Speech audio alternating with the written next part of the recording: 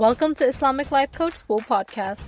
Apply tools that you learn in this podcast and your life will be unrecognizably successful. Now your host, Dr. Kamal Akhtar.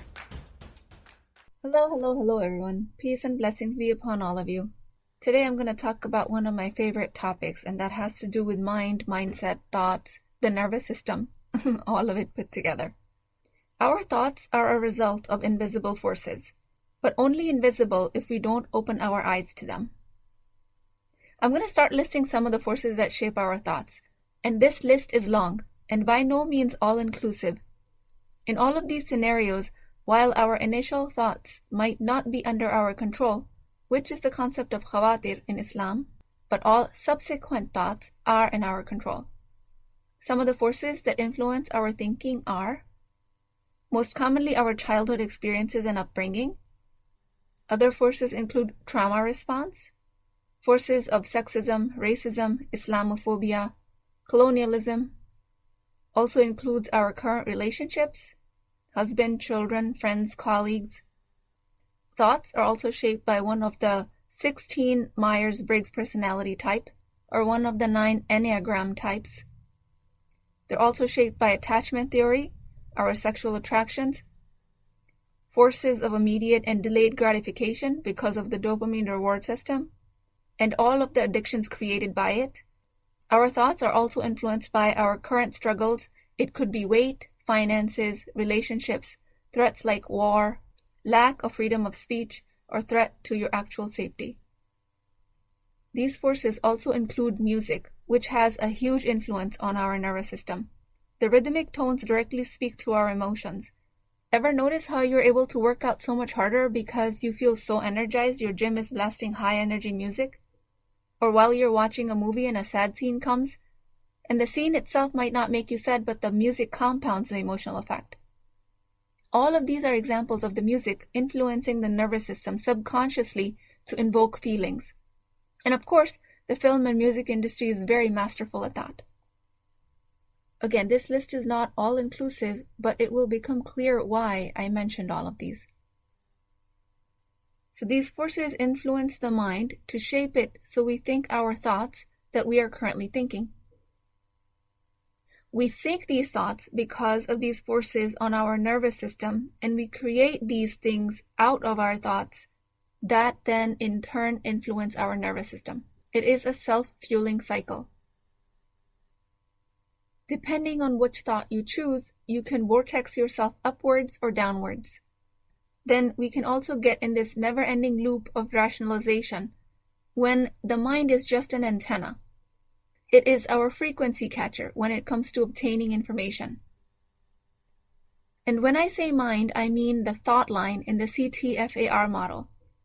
Circumstances are outside of us. They're not in our control. But they can influence our thoughts that are generated by our nervous system. That then create feelings in our body that fuel the actions or inactions that we take, that then generate the result that we are currently living. Based on this cycle, like I mentioned, you can pull yourself upward or downward in life. So the mind that is separate from the circumstance is just an antenna. This effect of the nervous system creates our results. The nervous system includes the autonomic, sympathetic, parasympathetic nervous system, including the vagus nerve from the polyvagal theory. So before we get too caught up into the scientific terms, I'm bringing these terminologies into the picture because I always get objections like, well, what about this theory and that theory? And what about this scientific discovery? So I'm pretty much including everything that has been thrown at me as a contradiction to the model of CTFAR. So don't get bogged down by the scientific terminology if you don't understand it right now. Inshallah, it is my intention to continue to address all of these in my upcoming episodes. So the thought in the CTFAR model is a collection of the mind and the nervous system as a whole. We just call it thought because we use conscious language as the representation of the whole nervous system. No matter what influences your nervous system that presents you your initial thought, you cannot take control of the situation without bringing that thought into consciousness. The subconscious thoughts will continue to drive your actions and results, and you will spend your entire life not knowing how to change the outcome. Some of us in the culture of Islam have disillusioned ourselves that mind doesn't matter. This antenna of the mind doesn't matter because in Islam the concept of mind doesn't stand on its own. Problem with this approach is that this way the antenna stays tuned to receive the frequency of the nafs because we never acknowledged it. We never acknowledged how it's working or how it actually operates. And as you can imagine, you need deep, intimate knowledge of something you want to take control of. So at some level, when Muslims are disillusioned with their minds, it is a result of direct opposition of when the Western philosophy says, I think, therefore I am. The West says, I think, therefore I am, and Muslims to some extent say, let's see how far we can run away from that.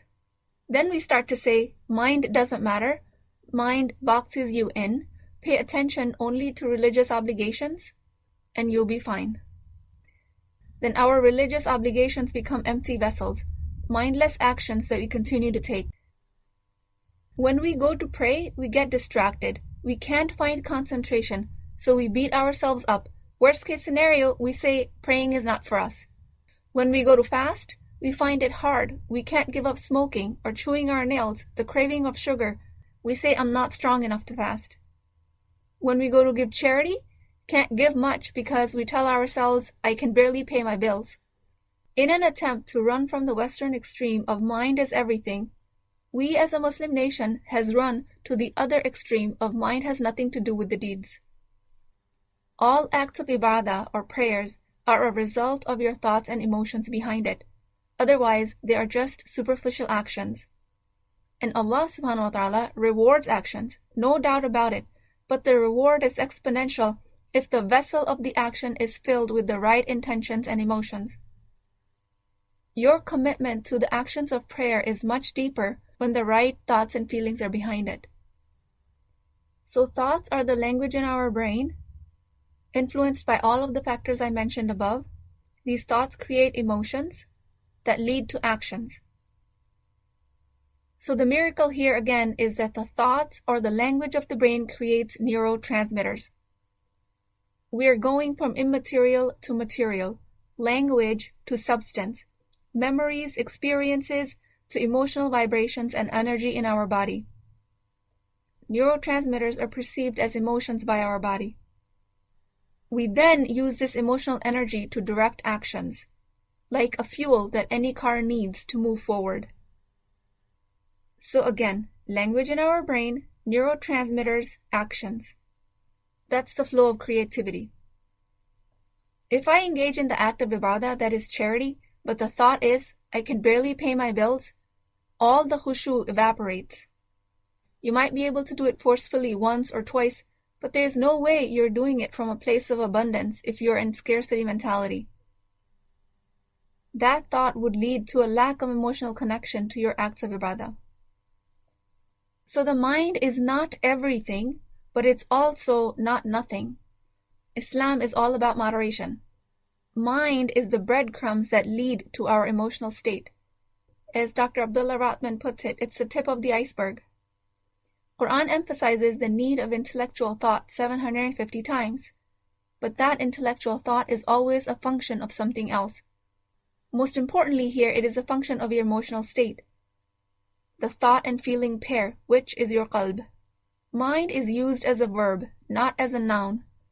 Not something you possess, but rather something you act out.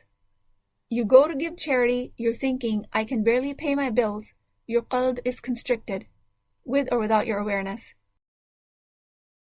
You can expand that qalb by expanding the language in your head, your thoughts, your intellect. And it is so important to distinguish the faculty of qalb between emotions and thoughts, because thoughts are the only place where our control lies. You have to sharpen that intellect if you want to raise your human experience.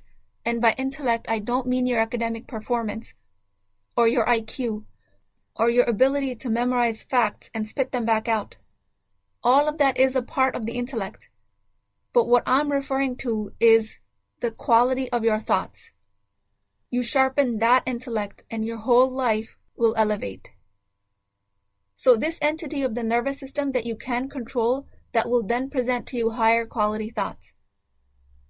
So all of the influences of the world that shape our thoughts, that I just mentioned, can only be controlled by bringing consciousness to them. That's the only way to alter the results. You want to create serenity in the acts of worship? Elevate the quality of your thoughts, because that's where your control lies. You want to create money, connection? You want to be of genuine service to the world? Elevate the quality of your thoughts. That is where your control lies. I emphasized mind, intellect so much, not because it's all that matters, which is the most common misinterpretation of my work, but I emphasize it so much because that's where your control is. That's it. Your emotions don't just appear out of thin air. Your concentration in prayers doesn't just happen. Your zest, your eagerness, your connection with Allah subhanahu wa ta'ala has to be created. And you create it using your mind. This does not make the mind the master, it makes it the driver.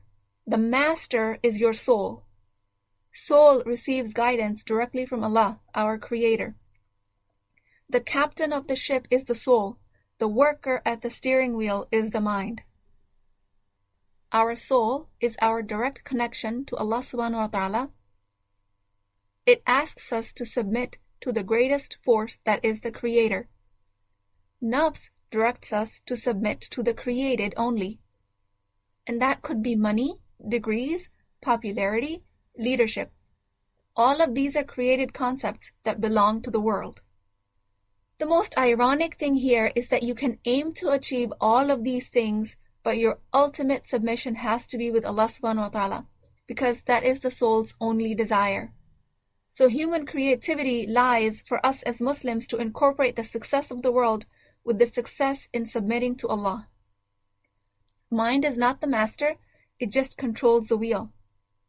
In its rebellious state, it stops listening to the soul and mistakenly thinks it's in charge. Or worse yet, it takes orders from the nafs. So the mind is in our control, which does not mean that it is the end-all be-all. I think, therefore I am, could be a tiny, minuscule part of consciousness. I think, therefore I submit, is more accurate. The translation of the word Islam is not peace, it's submission. I think, therefore I submit. You can submit to the well-being of your children, your career, your romantic love or creative potential. You can submit to video games, businesses. You can submit to your own intellect. I think, therefore I am. That is where most of the humanity is stuck anyways. If you're under the misunderstanding that that's what I'm teaching, I'm not. I think, therefore I submit to Allah is what I'm teaching. Your worldly pursuits of the well-being of your children, your career, your romantic love, your creative potential, video games, businesses, all of the above, will be so much more elevated. Your acts of worship will be so much more elevated if you just understand this design. The actions of the worship that felt like an empty vessel will fill up with eagerness, energy, and fulfillment. You are more than welcome to pursue money, degrees, being a media icon, popularity, academia, family life, art, a comfortable lifestyle. You can have all of that because you know you're not ultimately submitting to any of these. You know ultimately these things are all created by the human mind. And you very well know that the only endpoint is submission to Allah. You also don't pursue any of the worldly affairs because you think life would be better at some other point than now. Life will always be 50-50. Half difficult, half easy. You do not evolve because you think that the life will be 100% easy afterwards. You evolve because you're listening to the voice of your soul. And the soul wants you to grow. Seek connection. It will always direct you to Allah because that's why it was put in our bodies. When I teach the simplified version of CTFAR, when I say thoughts, I mean mind, intellect, nervous system, the whole conscious, subconscious, primal, and evolved parts. The more medically inclined people will tell me you can't control your sympathetic threat response in a situation. It's automatic. And I say yes, that's true. It's designed that way. It's designed to be automatic in a life and death situation. So you don't overthink your escape and die in the process. But these days, we are living a life as if every day is a life and death situation. So the sympathetic autonomic nervous system, the fight and flight response, is hyperactivated. Just as you have accidentally hyperactivated it, you can bring it down to the normal level. That is absolutely in your control. So yes, while the initial response of the nervous system might not be in your control, you can train it for future responses.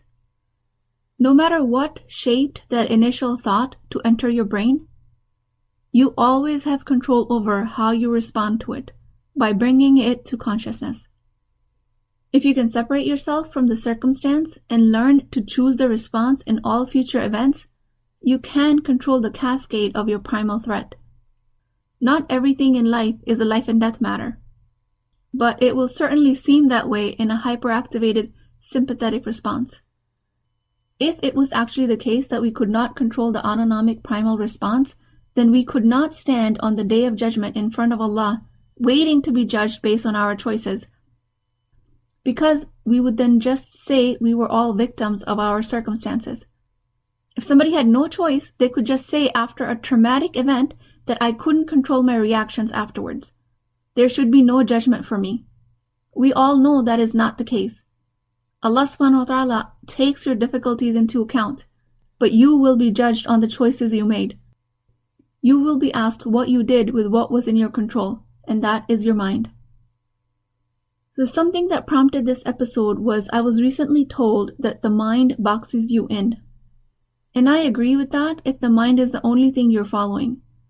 But if you're using your mind as a tool, like I'm teaching, then it uplevels your life. And it might sound like a lot of work, but it's actually not. This type of work really can be easily mastered. The forces that influence the thoughts may be invisible and out of your control, but we have control over how we exercise our agency on the mind. And that is an extremely powerful tool. This agency can dwarf all the external forces that seem to have taken over us. Let's strengthen that agency. Let's study it. Let's become the master of it.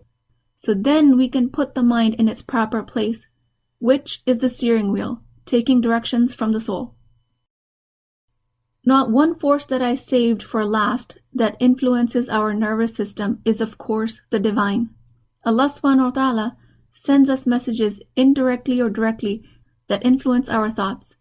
It could be through inspiration, gut feeling, revelation in the form of message of the Quran, or other influences like our dreams. Which is why it is very important to stay in the state of wudu, or spiritual cleanliness, so the right influences can find you. Everything influences our mind, and then it steers us in the direction where our soul wants to go. If you're not sure of what your soul wants, or if you're not in tune with your true desires, then of course the nafs will take over that role. To cover all of this topic and much more, and to come up with practical tips of how we can achieve that process, please attend my upcoming webinar, Take Control of Your Life. I will leave the link in the show notes to my website. But for all future webinars, please go to my website at islamiclifecoachschool.com. With that, I pray to Allah subhanahu wa ta'ala that we make our soul our priority, since that is the entity with the direct connection to the divine. I pray to Allah that we are able to master our minds instead of it mastering us. I pray that we are able to use this gift of Allah to obey and submit to Him only. It is my sincere prayer and dua that every force out there that is shaping our thoughts aligns itself so that we can become the best servant of Allah. I will talk to you guys next time.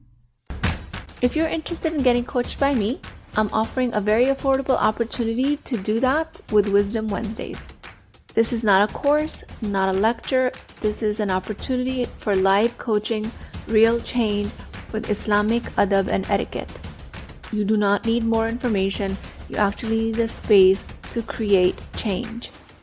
At $19.99 a month, which is the price of takeout dinner, you as a Muslim woman will create confidence, intimacy, and connection without shame or fear of judgment, because your privacy is my highest priority. So join at www.islamiclifecoachschool.com. Resources, Wisdom Wednesdays. I'll see you inside, inshallah.